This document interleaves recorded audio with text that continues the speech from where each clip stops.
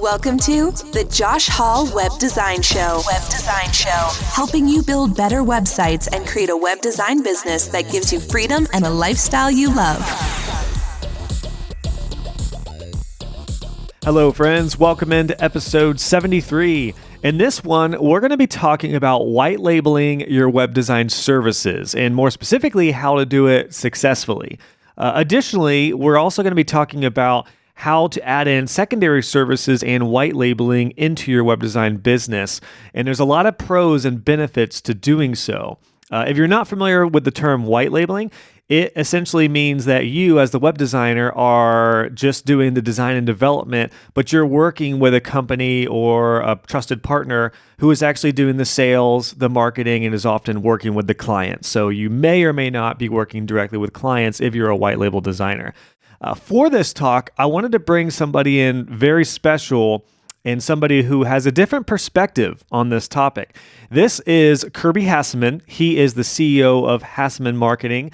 And this is actually me and my agency's top white label partner. So Kirby hires my agency in Transit Studios to do a lot of web design fulfillment with designing the websites and doing the development, but it's actually their clients.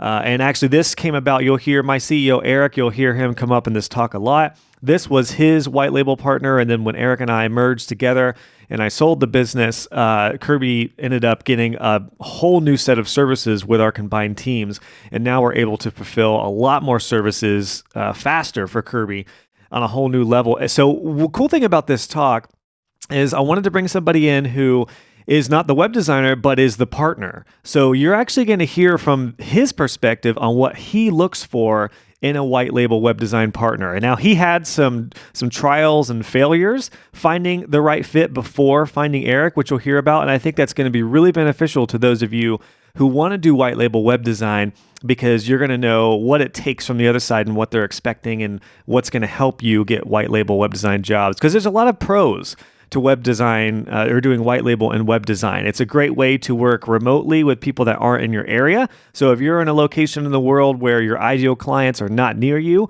white labeling is the absolute best way to go. It's also a great way if you're not into sales and you just don't want to be in the marketing, you don't want to have the marketing hat on, you don't want to have the sales hat on, you just want to do design and development. White labeling is the way to go. So you're going to learn what it takes to do it successfully here, and then how you can, learn from the other side what they're looking for hiring white label designers. So super pumped for you.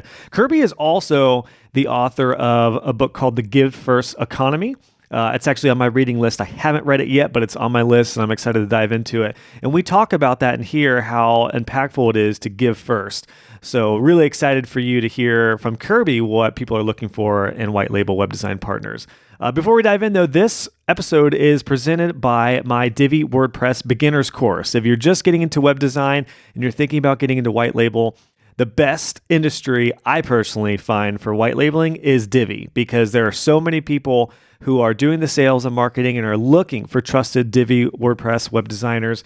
So if you're interested in learning more about Divi and WordPress and taking your game to the next level, I'll have the link to the course in the show notes for this episode. Make sure you go there and you can join my Divi WordPress beginners course, and I'll fast track your journey with learning it so you can start building awesome websites with WordPress and Divi. All right, guys, well, enjoy my really great talk here with Kirby, again, on what white label partners are looking for so you can learn how to be a successful white label WordPress/Divi web designer. And without further ado, let's get to it. Kirby, great to have you on the podcast, man. I am so excited to be here. I'm a fan. I've really been digging into your stuff, and it's an honor, brother. Thanks a lot.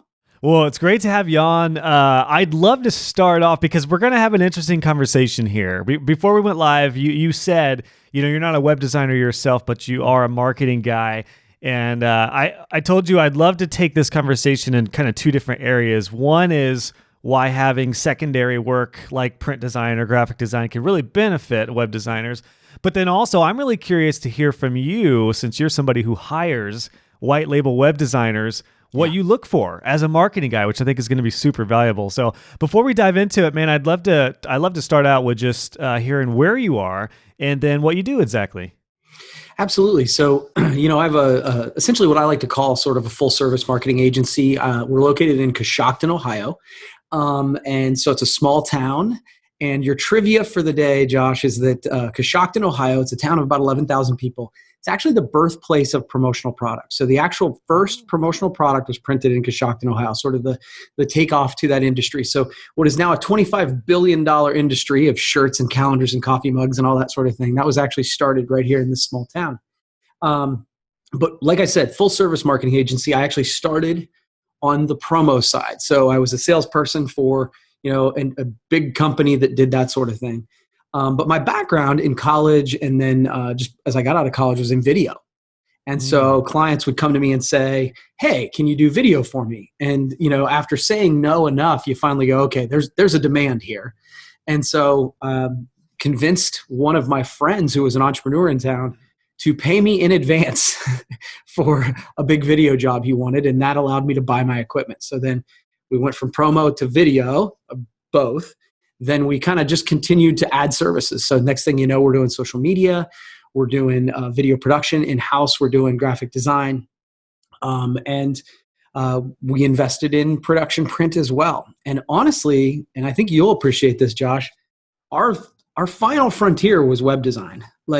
Because I am not a web designer and I'm not a graphic designer either. So I always say that there's a difference between graphic designers and computer guys who know Photoshop.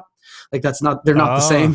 Yeah, good call. Right? Yeah. Right. A designer, they just look at things differently. But I'm not a web designer. And so, I could do some of the basic template stuff because I am fairly astute when it comes to computer, but I was not a web designer and I struggled to find someone who kind of would be consistent with our brand. You talked about whitelabeling. And so for me, that was the final frontier of making it an actual full service agency. And so at this point, I feel comfortable saying that we are, but it's been a neat journey.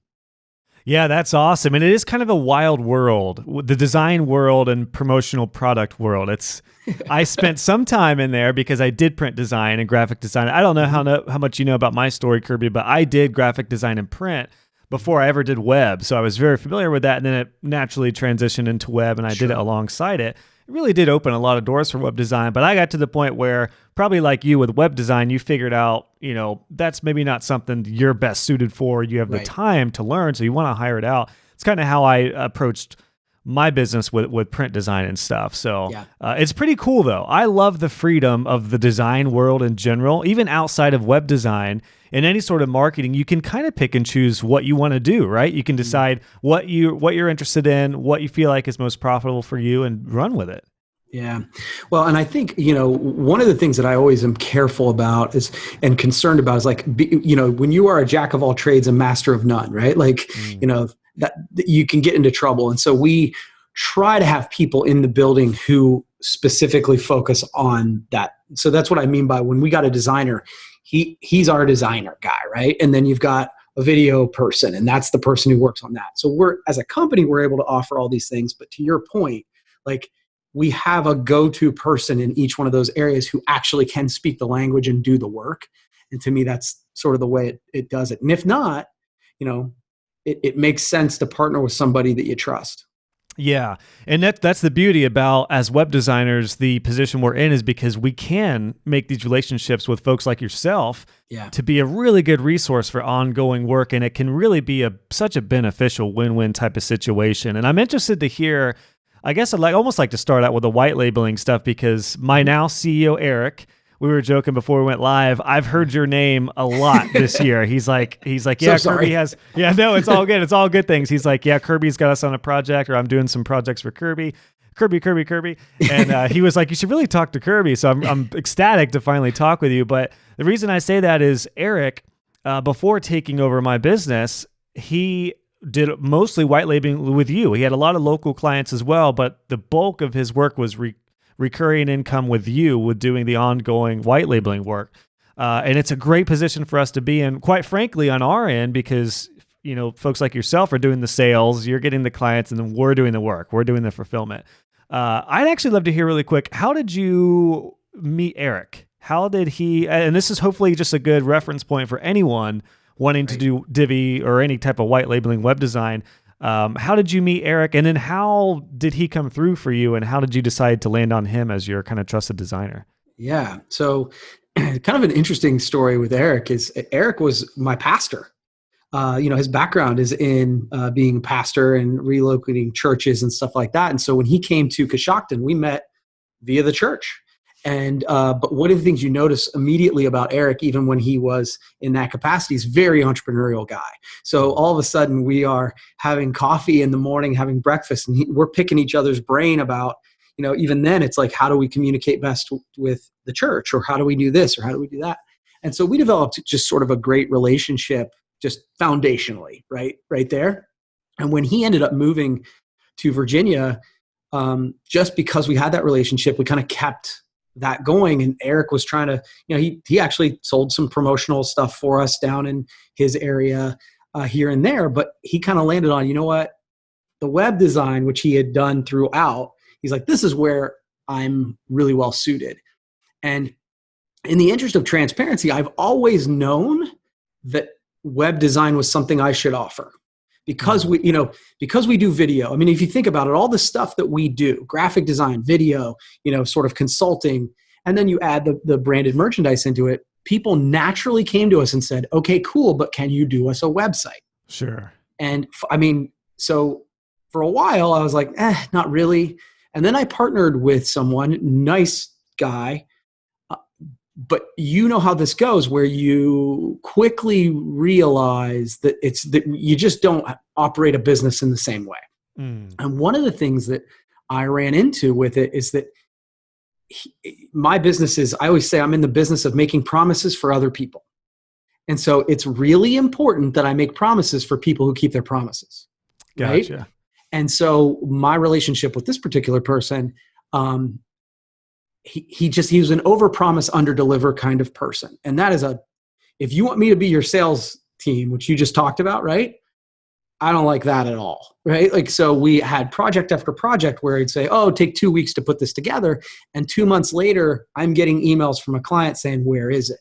Yeah. It left it to the point where I'm like, okay, I don't want to do that anymore at all.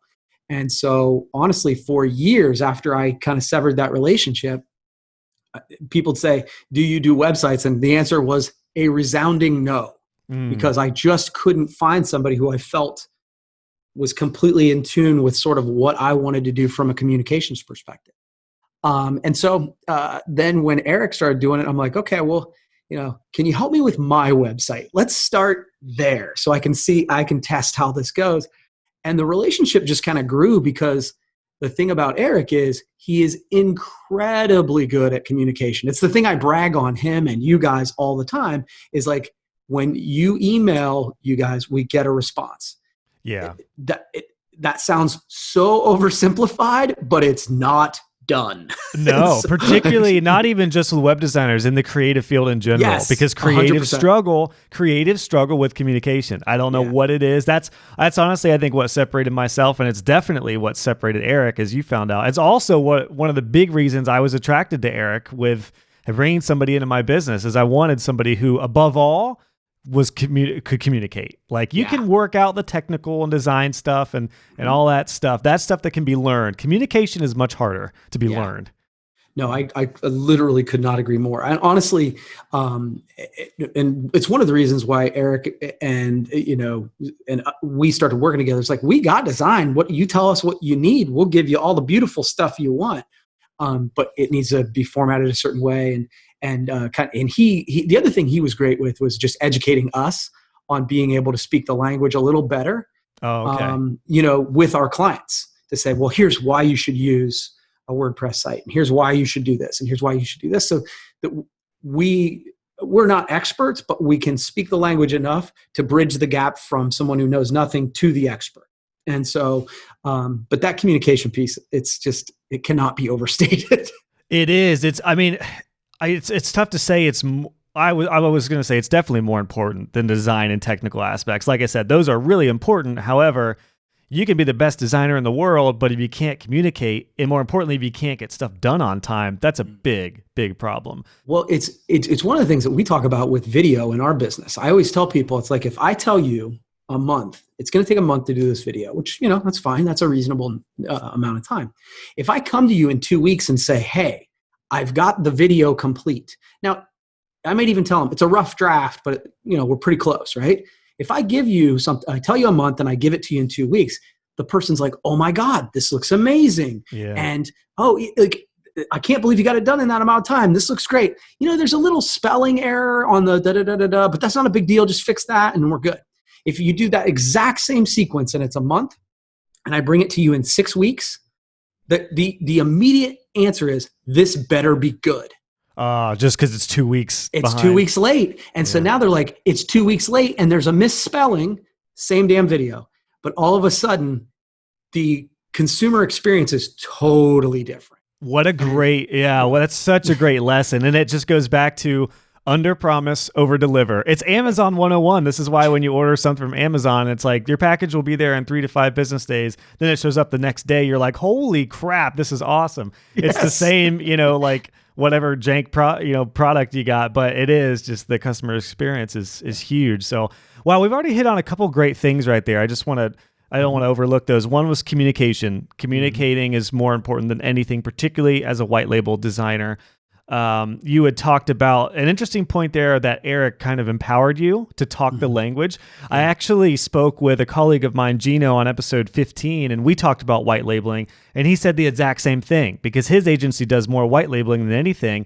And he said, we really empower the people we work with to talk to their clients. So that's another big thing right there for everybody listening. Try to empower and train, folks like yourself, Kirby, who may not, you could talk a little with lingo, but you're not going to be able to talk CSS and stuff like that probably. So if you can, I don't want to. And you don't want to. Yeah, your time is better suited for growing your business and doing what you do. So that's huge. And an under promise, over deliver. Great few points to kick us off, man. Well, and I'll tell you, one of the other things that I've seen from you guys, Eric in particular, is Eric is a student of whatever organization we're doing. And what I mean by that is he truly digs into what is it the end user is trying to accomplish. And then it's not just, we're throwing up images and we're doing what the end user wants us to do. Like Eric's willing to push back and say, but you said you wanted to do this. I get it. Your committee of 17 people that you've decided to show this all to, that none of them have ever designed the way their car's lined out, let alone a website. But you said you wanted this, and these are the ways we're going to get there. I think that, people hire us to be experts in marketing. Yeah. And being a student of marketing in addition to web design really adds value to my clients. Yeah, that is so true. And it's huge because one thing that when I look back in my early days, my first few years, I was always more concerned about just the design looking cool or looking nice or doing whatever the client wanted, to your point. Like, sure, you want this here, whatever. I'll do whatever, just because I was, I didn't know any better. I just thought it was cool to get paid building a website. And then I realized, you know what? The most important question to ask right from the get-go is, what do you want people to do on the website?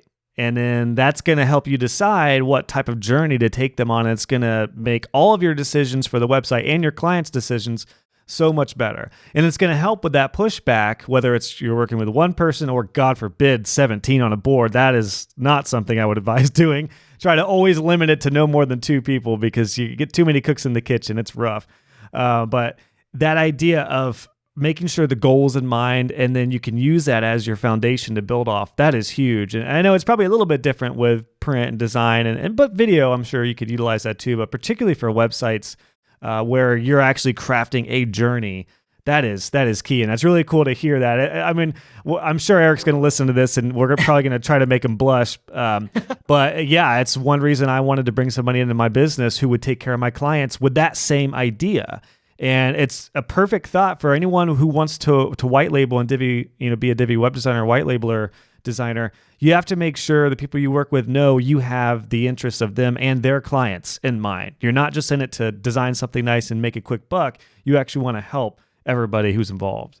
Yeah. And I remember the first time it really occurred to me, and this was, again, years ago before I was working with you guys. I had met with a client and they're like, yeah, I want a website. And so I'm like, okay. And so I kind of, here's what our website looks like. They're like, oh, not like that. And so I'm literally sitting in his office and he goes, I like something like this. And he's like, the first thing he says is, I don't remember what the web address is. I'm like, okay. So he goes back, finds it, opens it up, and he's like, this is beautiful. And it really was. Like, it was glorious. It was like a piece of artwork. And then he's like he's trying to find where it was trying to navigate them to. And he's like, I'm not really even sure what they do, but I'm like, okay. And so I kind of pushed back. I'm like, so you don't know what the URL was. You don't know what their web address was. You don't know what they do, and you can't navigate their website. It's pretty, but your website sucks. Like, it's like, because what's the goal, right? Like, right. And so, yeah, at the end of the day, trying to figure out what the business actually needs is super powerful. Yeah. So that makes sense that when you were looking for a designer, because you found out the hard way, when you hire work out, it reflects you. And I experienced that too, even when I had that in mind when I worked for other companies, but then I obviously really had to have that in mind when I started scaling. When I brought on designers, I had to make sure they knew, you don't just do the work for the client, you reflect me. Like, I'm likely the person they're going to talk to. So that's huge. And designers need to be receptive of that. So when you were looking at Eric, it was communication. It was a lot of the, aspects of, like you're talking about, with, the mission, the goals of the site, and working with the clients. Was there anything else that stuck out to you to make you feel comfortable bringing him in? And did you do like a phase approach, or did you feel comfortable pretty early on and just let him go for it? What did that look like when you started hiring him out? Yeah, for me, I think once you get a sense of intent, like they have the person you're working with understands what you need, your expectations, and they meet them. Once I feel like, and I say sense of intent, like they're a good human and they want to do good work. Once I'm there, I'm willing to dive into a degree. Obviously, like I said, I had Eric work on a couple sort of personal projects with our business and things like that. Again, so I could just see the actual work. And then it was a matter of, I'd been saying no to web design for 5 years. And so it's almost like, okay, I have to sort of A, retrain my customers, and then B, sort of retrain my own muscles to bring it up, right? Because we do so many different services. I needed to you're so used to saying no. You're probably like, no, actually, wait, yeah, crap, yes, hold up, rewind. We do know. Exactly. And hey, we're great at it. Because it's like, otherwise, it's like there are 500,000 web designers and we're one of them, right? Like, that's not the best way to go to market. So what for us, being in a small community, and this is why working with an agency like mine makes sense, is they already have the relationships, right? So it was all of a sudden to just go out. We started creating content about what good websites look like, some mistakes to avoid. So we started that conversation via content. Okay. Eric helped us with that. And then it was just a matter of, taking the phone calls and kind of both reactive and proactive, saying, yeah, we can do this.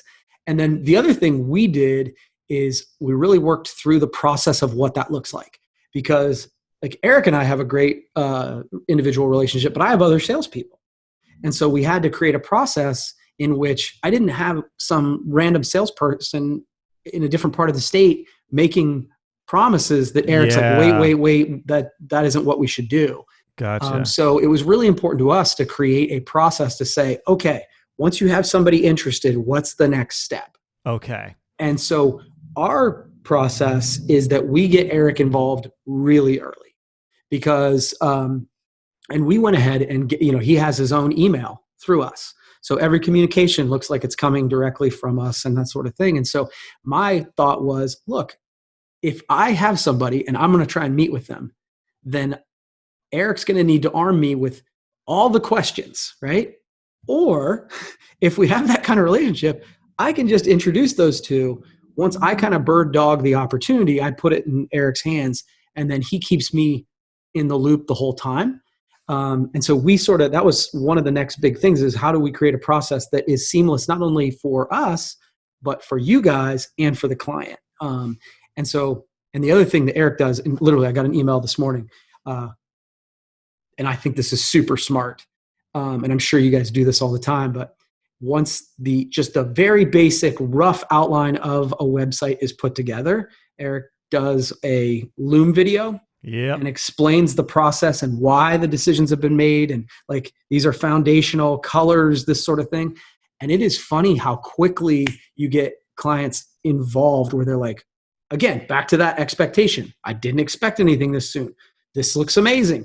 Hey, can we change everything? But it's like their initial reaction is, this is amazing. I want to change everything, or yeah, keep going. But that initial, here's where we're at and this is the progress, super powerful. Well, I love hearing that, man. It's so cool to hear it from your perspective as somebody outside of our business, because yeah, I taught Eric how to do that through my courses, and that's just what worked for me. I just discovered, like, you know what? Because I would always, when I met with clients and I walked them through my initial design, it always went over better than if I just sent somebody a link to check out the new design. I would always get 10 times the amount of feedback and revisions that way. So by just doing the quick Loom videos, yeah, I had taught Eric how to do that through the courses, and then he implemented it, and he told me it worked out great. So for you, like, to hear it from you from your perspective, to hear like how, you know, basically everything that I taught Eric to do over the past couple of years, to hear how it kind of worked out for you is really, really cool, man. So it's very gratifying for me to hear that. It's also what I think one thing that's really cool about the relationship that you have with Eric is you can offer the email like that, to where it's kind of a white labeled, you know, kind of branded email, which is a great way to go. Like there's nothing wrong with that at all, because obviously he has in transit, but you know, having your email is huge because it can link you in with the clients, and it can really be a great symbiotic type of relationship. Yeah. And it seems like it's a win-win for everybody around, and it's good, stable work for us web designers. And for you, it's got to be pretty freaking cool to know that you have a trusted web designer who's going to do good work and follow through and make you look awesome, right? I mean, that's the goal. And again, the idea is I can say, we have someone. And it's always interesting to me. And it's not, again, this isn't a bad way to do it, but it's always a chat, like, oh, we have this guy and he works for this whole different company. Or we have this guy, his email is the same as mine. It's just his name, not mine. And so, like, it really does feel like a pretty, you know, easy transition for our customers. And especially in when we are bringing established relationships to the table. Well, now I'm not making a recommendation or a referral to another company. They're working with us. Yeah. We bill it, we take care of all that stuff. And so that if on the other side, it's like, if there's a problem, the buck stops here. Right. I'm in the business of making promises for other people. I make promises for people who keep their promises. And so having them part of our team just makes me feel better. And I think it makes it interesting for the customer journey. Now, I'm assuming you heard pretty early on about Eric coming into the company and us him taking the In Transit name. Mm-hmm. And we really merged our teams together. We've really assembled like a dream team. Did that pump you up to know that now you've got, you know, what I've learned in my decade of experience filtering down to everybody, but you've also got Jonathan and Christian, our designers, our SEO specialist, Marcel, you've got Cam, our VA, like we've got all these people together now. What did that look like from your end as somebody on the outside? Was it a little like, were you a little worried about what was going on, or were you pumped, or just out of pure curiosity? Because I'm sure that's important for people who, you know, are going to do different things with their business. If you have white label partners, you got to keep them informed and got to keep them updated. Yeah. No, so, you know, anytime there's a change, I think everybody is inherently, okay, what's this going to look like for me? And so, you know, there's always going to be some level of apprehension to say, okay, the communication's been great. Is it going to continue to be great? And PS, it has been. But yeah, I think one of the things about Eric, and you know this, he was very excited. And so he was telling me about enhanced capabilities and some of the things we can do. And so for somebody like me, yeah, I own a marketing company, but I'm a serial entrepreneur by nature. So we've had a brewery and a real estate company and a candy store and a this and a that, you know, so I've had a lot of different companies. So when I hear that all of a sudden my partner in web design can do enhanced more stuff, and there's e-commerce and there's this, I'm just like, well, what can I do tomorrow? Yeah, So, yeah, I think the answer is, yeah, I was mostly pumped about the idea because you start looking at your own business and go, A, how can I implement it? And B, how can I rethink, you know, things that I've always thought were just a bit out of my reach? How can I change my mind about that? Whether it's an offering for us or for a couple of our clients, we've gone, oh, well, how could we do that via e-commerce? and just by kind of opening up those possibilities. So yeah, pumped is the right answer. That's good. I'm curious, so we don't have to talk exact numbers, but one of the big questions I have from students who want to do white labeling, or they get into, doing some sort of white label agreement, is they're always curious, how should I bill it? Should I do it by hour? Should I do it by fixed by project? Should it be percentage based? I know it's probably tough because every project is a little different, but what's worked best from you on the marketing side? Like, do you just kind of account for a certain percentage of a project to be, distributed to Eric and our team to do the fulfillment of the design? Do you prefer like a fixed hourly type of approach? What does that look like? What works best for you? I'm curious for everyone. I'm sure everyone's curious about how can I actually go about this? No, it's a great question. For us, I like it per project. And again, I'm sure each agency might be a little bit differently. I don't like, in our business, I think one of the pet peeves of many people who do branded merchandise, right, is that there's a lot of surprise fees, right? Like you've probably run into this if you've purchased it before. So you say, oh, we've got a special 300 coffee mugs are $1 a piece. And then you say, so $300? Well, no, there's a setup fee and there's an art fee and there's a shipping fee. And so all of a sudden your $301 mugs are $500. And you're like, they're not $1 then. And so that is sort of a pet peeve of mine of business. And so I like the idea of getting sort of hey, this is the price. And unless we go way outside of the parameters of the project, then this is what the price is going to be. That's what I like. And so really, generally speaking, and part of our process is we say, okay, we get it. And they say, well, how much is a website going to be? Okay, so give me some of the parameters, and then I'm going to connect you with Eric. And then Eric comes up with, here's the quote. And then he and I have here's how much I want to make, kind of a margin on it. Gotcha. And so in other words, sort of he determines the price with the understanding, and he doesn't, he kind of says, he gives them the price that includes our markup. Does that make sense? Yeah. He knows what that is and just says, okay, with a 20% markup, that comes to this, and this is what that price is going to be. And then we know, and what I like about that is then he says, he knows from the day one what they're trying to accomplish, who they're trying to reach, what are their goals.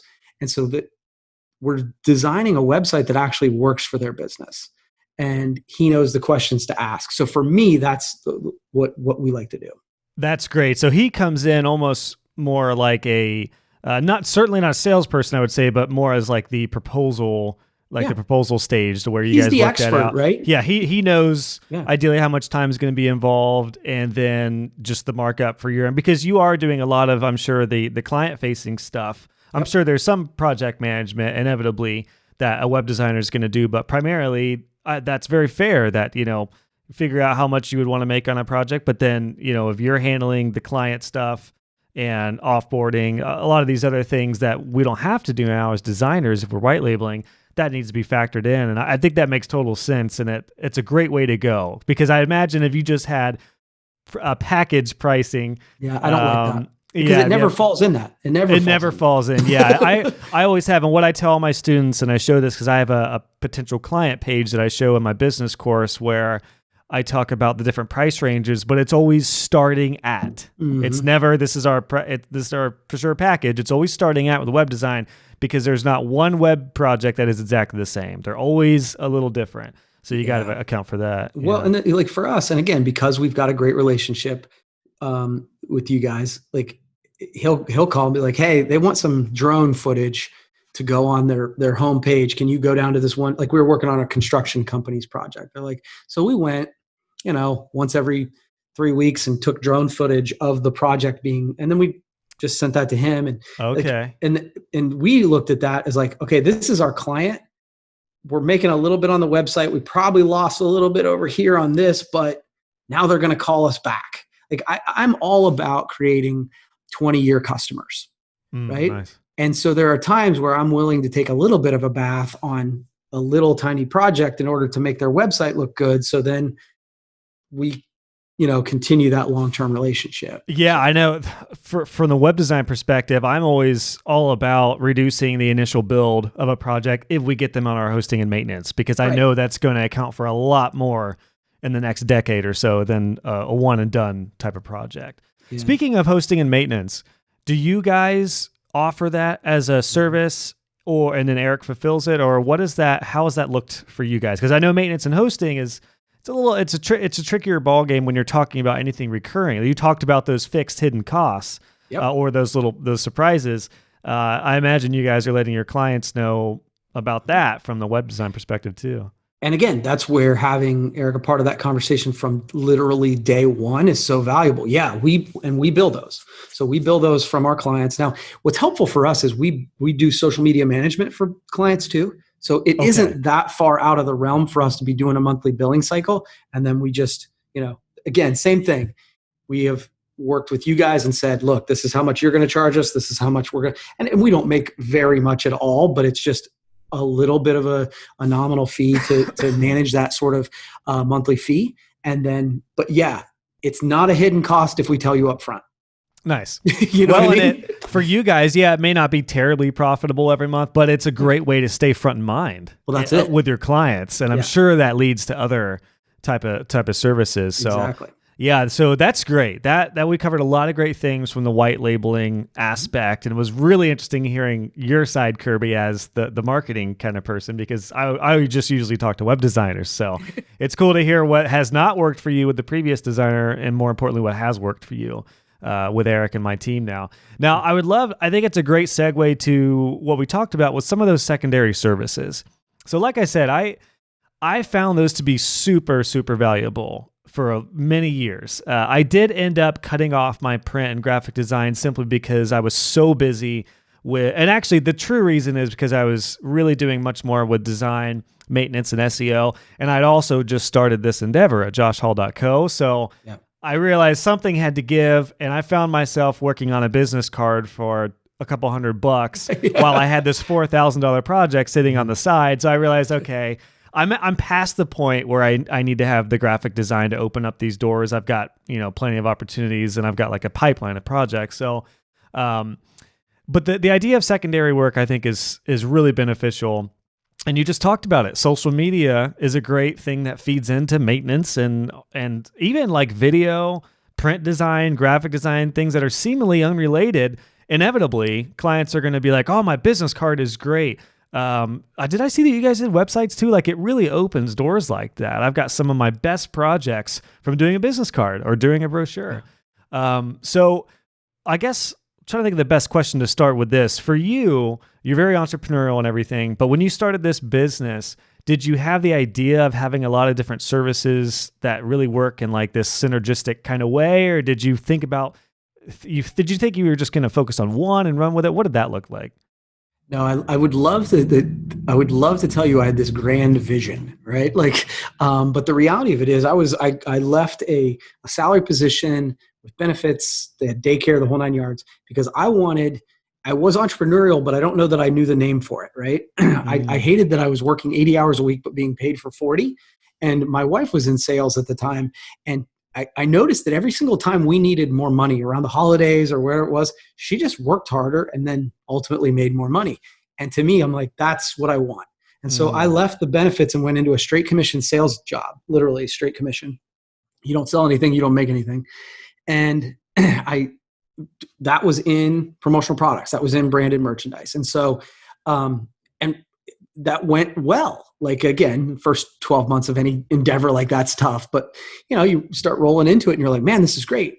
But what I find is, and what I found is that once you are in sort of that space, you're in the web space, you're in the promotional product space, you are in the marketing space. People look at you and go, you do this. So it would, they are dealing with all that stuff. Yeah. So why wouldn't you be dealing with all that stuff? And they think you just know everything. I remember, it was so funny. I remember sometimes where I would do a business card or a printed design and they'd be like, and then they found out I did website and they would be like, oh, well, great. Well, we got some videos we want to get edited. And we also want to do Google ads and want to do all this other stuff. And I was like, I don't know how to do any of that. I just do print design and web design. But yeah, it is from the client perspective, it does seem like it's all interconnected. Which is why it makes sense, right? Like, so if you have that ability, then, as every time we introduced a new service, and we did this over time, right? Like we've been doing this business since 2004. I was just going to ask how old it is. Yeah. Okay. Yeah. So it isn't like we were just like, hey, 6 months later, we're adding this. We were thoughtful and methodical about adding each one of these.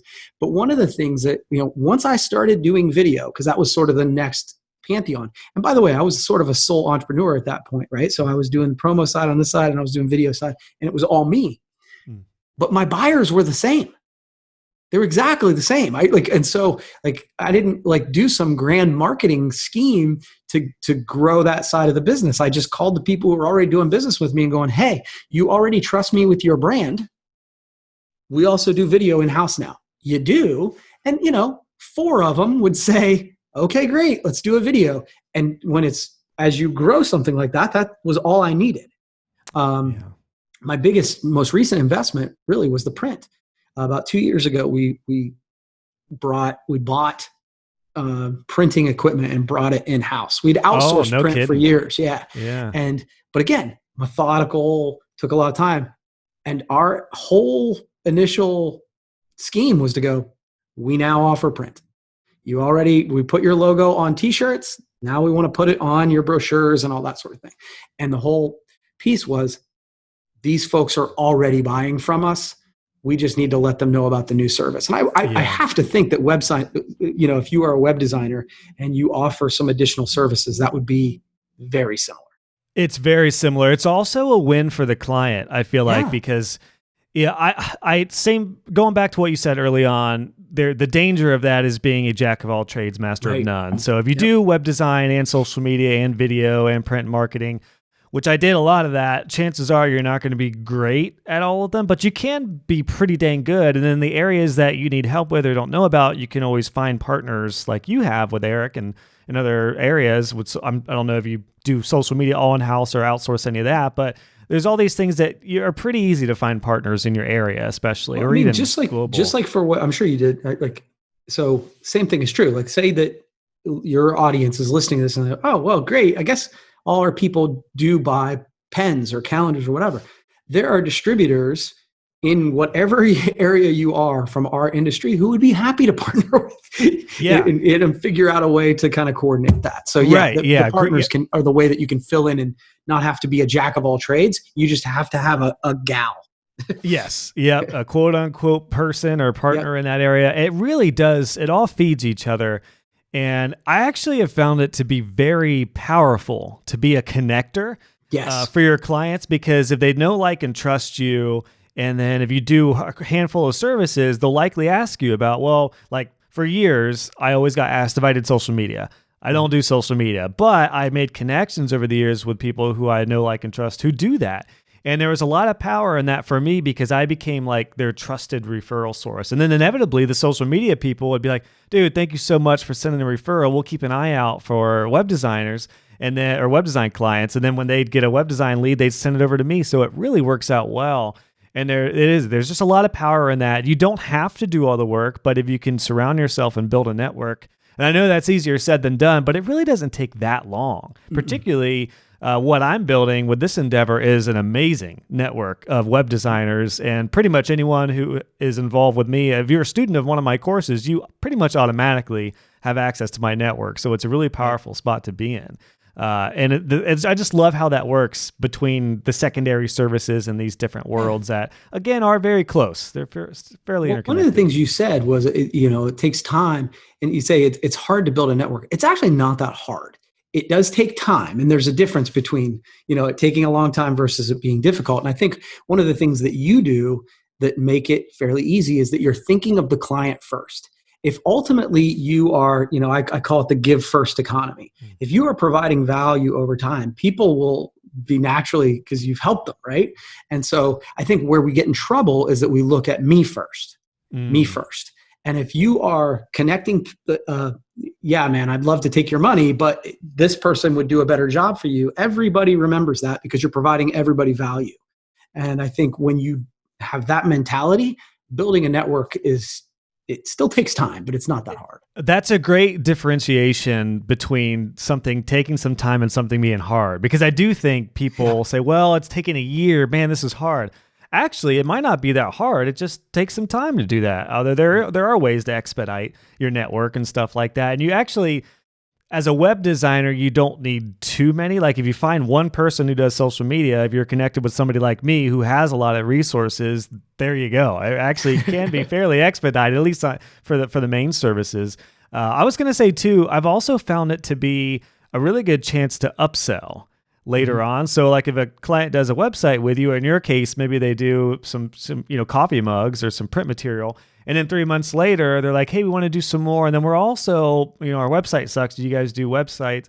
It's a great place to do an upsell. And even if, like I know when I would do a website for somebody, sometimes clients would reach out 3 or 6 months later and they'd be like, hey, just completely unrelated. We know you know a lot of people. Do you know somebody who does video? And I'd be like, yeah, I do know somebody who does video. And then it kind of reignited the relationship a little bit, which opened the door for new opportunities. Well, and one of the things, and I got to think that you've run into this, because I run into this and it drives you crazy. It's like you've done a website for somebody and then you see like a month later, 2 months later, you see some of their print material or something, and it literally doesn't match the brand of anything that you just spent 6 months building for them.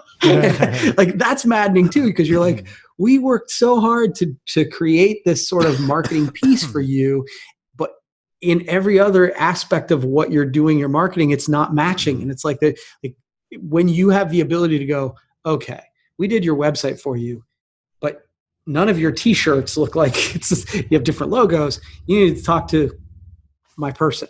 And right. They can kind of make sure, because again, ultimately, I always say that if I help my clients succeed, they call me back. Right? And so you want to put them in a position where they can succeed. And the best way to do that is to make sure they have the best people. Yeah, that's awesome. So do you have any advice for people who are interested in offering secondary services and ancillary services around web design in particular? Because like I said, I did a lot of that. For a while, I was doing graphic design, print design. I even did photography and some basic video stuff. I realized what was making money, what was not. However, they were all in the same vein. One mistake I made very early on, and Eric always chomps me about this because I show on my business course my first business card, which had graphic design, web design, and drum lessons because I thought, because I came from the band world, I thought, I do drum lessons and I do websites and graphic design. That shows you how far I've come from a business perspective. But there are probably some times where you need to at least make sure your services make sense together. They're synergistic, Yeah. So I know. So I have that business card on my website. Maybe I'll put it in the post for this episode. But just to say, you want to make sure your secondary services fit in the same realm. But would you have any advice for people who are thinking about offering that? Like, do you have to tread lightly? Do you have to do it one step at a time? I'm sure you don't want to overwhelm yourself. But what do you think? So a couple things come to my mind. Number one is which of all the things you could do, because it's one of the things when you've got a talented group, which I'm sure your audience is, you could go a bunch of different directions. I would pick one lane at first. Okay. Which is the one that you're most passionate about, you're most comfortable with, you're most excited about, you're the best at, whatever. That's the thing that I might start saying, now offering this particular service, whether that's video, whether it's graphic design, whatever that is. And then, I think it's, if you can do it that way, from my perspective, it's a good way to just go, email, social media, whatever, however you normally contact them and say, we are now offering these services. That's a way for you to dip your toe in, make sure you're not completely overwhelmed, because it goes back to that first point, is that you don't want to get so much business that then you're not delivering on your promises. Yeah. So when you do it, when you pick one lane, the thing that you are the best at or the most passionate about, those are the things you're going to be the happiest to work on, right? Dipping your toe in that way is a good way to start it. And then, once you have a little bit of consistency and you want to add another one, that's certainly the way we did it. And that worked for us. Gotcha. Yeah, that's great. And I know for me, I pretty much did everything myself for a long time. But then once I started scaling my business, even if I did some secondary services, as soon as I got to the place where I could either make a template or make some sort of standard operating procedure, or even just a Google Doc with how I'd format stuff, then I could hire that out. Then I could still take on business card design and print design, but I could just have, I had a couple different people doing that for me for a while. Same thing with video. And I know in web design, what's really, really increasing right now and where there's a lot of different areas of opportunity is in SEO and in content. So a lot of people I'm training people how to do basic SEO, but it is one of those things where if you tell a client you do SEO, that could mean a lot of different things. Is it Google Ads? Is it just content, on-site stuff? Is it ongoing? Is it building new pages? Is it doing keyword research? There's a lot of different areas in that, but the really freeing and cool thing is you can kind of pick and choose what you want to do. And what you just said, Kirby, there was huge. If you don't like something, you don't have to do it. Like if you just are terrified of SEO and you just don't want to do it, don't do it. You don't have to. You can partner with people who will. You can build the site and take it from there. However, if you just, if you're terrible at design and you don't like the development aspect, but you do like content and marketing, focus on that and then do what you did and have somebody do the design development. So it's pretty freeing there. Yeah, I agree. And the reality of it is, you know how it is, Josh. I mean, if you're an entrepreneur, if you're working on it, there are going to be times where it's hard. There are going to be times where you don't feel like doing it. And so by focusing on things that you actually are passionate about, it's going to help you get out of bed that morning on those days where you're not feeling it, because your parents, your clients don't care if you're not feeling it. And so you might as well focus on things that actually do bring you some level of joy. Yeah, that's great. That's awesome, Kirby. Well, man, this has been a really, really cool talk. I think we've really hit a lot of great points from the web designers who are interested in doing white label, and then more importantly, hearing from you. I think this was super valuable, hearing from you as somebody who hires white label web designers to see what works for you, what made you feel comfortable working with Eric and now, our team. But then also the power of those secondary services and having a lot of synergistic type of offerings together. And we talked a lot about the power of networking and just, again, it may take some time, but it isn't hard. I think it's great. That's a great affirmative statement that it really is not hard. It's just people. You just work with people who complement you. Give value. Give value. That's it too. I know I have web design students who, sometimes it takes a little while to get going and no success happens overnight, which I think is actually a good thing. But you just got to keep going. And I think at that point, if you just help people and you add value, it will come back. It always comes back. Agreed. So yeah, that's awesome, Kirby. Well, hey man, do you have any sort of like maybe final thought for my audience of, kind of encompassing what we talked about? Yeah. So, I think we are living through, it's been well covered, right? We're living through sort of unprecedented times, but I think to the point of what you just said, there are some universal truths that still remain true. People still buy from people they like, know, and trust. The modification is people still like from people and brands they like, know, and trust. And building them to like, know, and trust is by, providing them value up front, providing, doing what you said you're going to do, and, kind of being kind. And, I think that those are old school techniques that still make a ton of sense. And quite frankly, provide me some inspiration that the world is not as crazy as sometimes we're told. So, Yeah, that's great, man. Yeah, it's just a good mindset to have as a designer or just creator or whatever. It doesn't matter what industry. It is. I think it's just so important just to be likable, to be kind, and just to help somebody. That really, I think it's easy to make things overly complicated, but sales in itself can be very simple if you just help somebody and you just teach, help, and be kind. That's pretty much the formula right there. Yeah. Awesome, Kirby. Well, thanks so much for your time, man. This was a blast of a talk. It was great to actually connect with you finally after hearing your name. Yeah, after hearing you for so many months. So I'm sure Eric will get a kick out of this, and hopefully this was beneficial to everybody who's thinking about adding more services and thinking about white labeling. Thanks, man. I really appreciate you. All right, thanks, Kirby. Talk soon, man.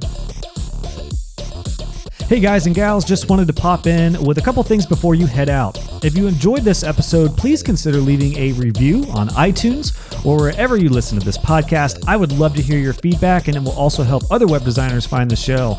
Be sure to check out the show notes for this episode. Just go to joshhall.co, click on podcasts, and search this episode number, and you'll find all the links, descriptions, and resources we talked about. And if you haven't already, make sure you subscribe, and you'll be notified when the next episode is live. Thanks again for tuning in, and I'll catch you guys on the next episode.